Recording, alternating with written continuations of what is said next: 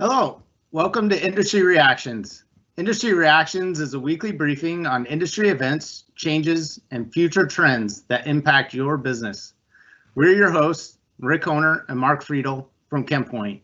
You can find Industry Reactions on YouTube, LinkedIn, and as a podcast. For those watching on YouTube, make sure you hit that subscribe button, ring that notification bell, and smash that like button. We plan on discussing issues that impact the global industry and help you uncover new opportunities. We hope this will provide market intelligence that will keep you ahead of changing conditions. First, we will start with a broad economic outlook. COVID cases are rising, cold weather is on its way, and for many American households and small businesses, financial resources are running out. The next few months could be tough. While the economy still isn't close to a full recovery from the pandemic, it is rebounding impressively. The Commerce Department reported that gross domestic product grew 7.5% in the third quarter, which is roughly 30+% annualized. The growing danger, however, is that the country is facing a set of challenges that could set it back on its heels. The 7-day average of new cases in the US has lately been hitting new highs, and the danger is that more state and local officials could dial restrictions back up again, while many consumers might ratchet up their wariness. With many of the world's largest chemical makers reporting their third quarter results, a consensus is emerging. Results are rebounding from the second quarter lows driven by the COVID-19 lockdown, but have yet to fully recover. The second quarter, when precautions to combat the pandemic shut down sectors such as the auto industry and kept consumers stuck at home, was one of the worst for the chemical and ingredient industry in recent memory. Nearly every major company saw sharp declines in sales and earnings, and several posted losses. The third quarter appears to have been much better. There is a consensus that the bottom seems to have been reached, and a gradual recovery is occurring. Orders are returning to normal levels, yet the recent worsening of the infection situation worldwide is jeopardizing this development. It's good to see some of these companies bouncing back, Rick. Yeah, especially Covestro. It's great that they're seeing some positive results in the earnings, and some of their extreme measures of cutting costs is working. Yeah, it's good to see that across the industry. I'm glad to see that there was actually a bottom. All right, so let's dive in with the largest topic both in and outside our industry. The whole world is watching as the US tries to resolve a presidential campaign like no other. Election day is finally here. If you're not among the roughly 100 million Americans who have already voted, the good news is that lines this year may be shorter than usual because of all the early voting. For many, this election is more than a political race. It's charged emotionally. And so the prospect of a lengthy, contested outcome for the presidency is broadly feared, and many businesses are on high alert. The industry very well could see even more uncertainty in the next several weeks as ballot counts continue to roll in. Let's just hope that regardless of the outcome, the results are decisive. The last thing we need in 2020 is more uncertainty, Mark. For sure. These next few weeks are going to be interesting times to watch in the world. Let's look at new product innovation that has been occurring across the industry. DSM recently launched a brewing enzyme to leverage local unmalted grains. DSM's Max Adjunct Brewing Enzyme is the latest addition to the global company's brewing portfolio. The enzyme innovation, derived from select Bacillus strains, allows brewers to increase the adjunct level in beer, making the switch from malted to unmalted raw materials. Cheers. That's a tasty subject.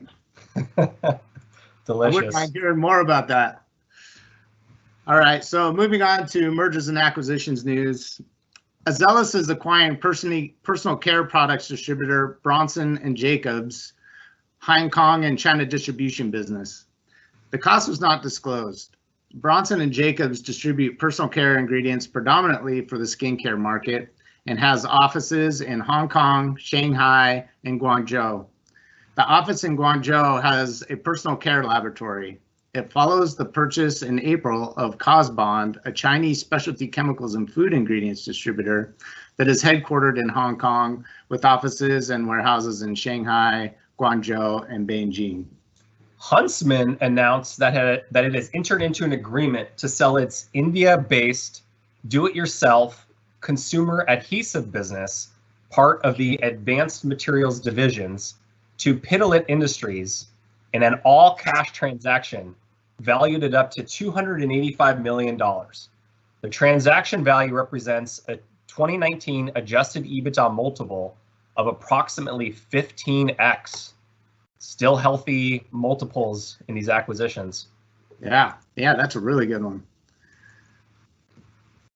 All right, now on to Pfizer. Pfizer's agreed to buy Rxns Pharmaceuticals, a California-based company developing oral antibiotics for drug-resistant infections.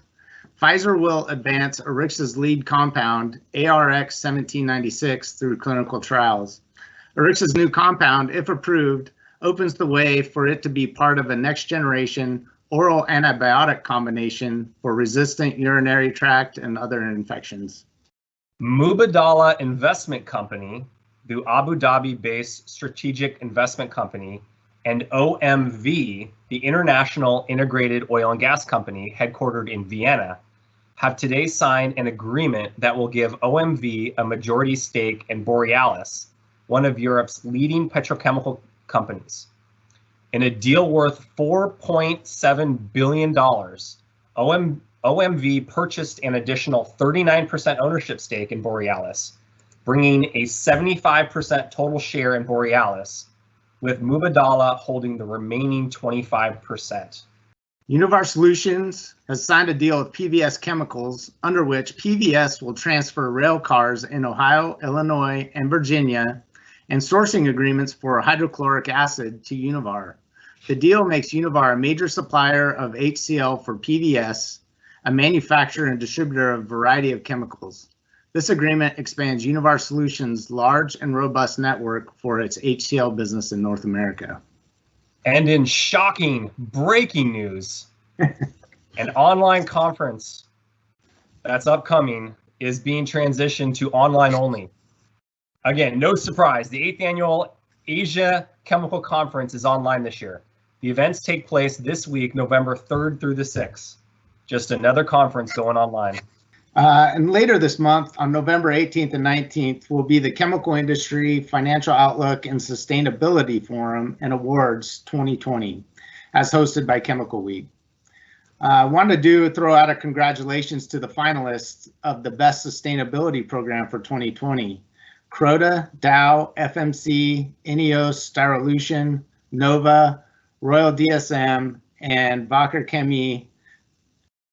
All the winner will be announced at the event later this month. Congratulations to all that are up for that award.